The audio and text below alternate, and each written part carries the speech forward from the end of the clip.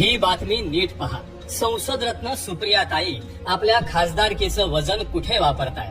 तर अवैध शस्त्र तस्करी प्रकरणी अटकेत असलेल्या आरोपीसाठी. महाराष्ट्र केसरी सिकंदर शेख याला पंजाब पोलिसांनी मोहालीतून अटक केली. त्याच्याकडे 5 शस्त्र, काही जिवंत काडतुस आणि 2 लाख रुपयांची रक्कम आढळली. आंतरराष्ट्रीय गुन्हेगारी गँग सोबत कनेक्शन असल्याचा दाट संशय आहे. पण शरद पवार यांच्या कन्या सुप्रिया सुळे, रोहित पवार आणि पैगंबर शेख यांच्यासारखे नेते आणि कार्यकर्ते या गुंडाच्या समर्थनासाठी धावाधाव करतायत. सुप्रिया सुळेंनी पंजाबच्या मुख्यमंत्र्यांपर्यंत धाव घेतली आणि या प्रकरणी हस्तक्षेप करण्याची विनंती केली.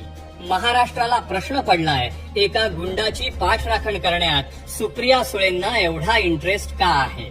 फक्त आजच नाही तर यापूर्वीही सिकंदर शेखच्या पराभवावरून अराजकप्रेमी महाविकास आघाडीचे नेते एकवटले होते. समाजाच्या सुरक्षेला धोका पोहोचवणाऱ्यांवर महाविकास आघाडीचं एवढं प्रेम का आहे?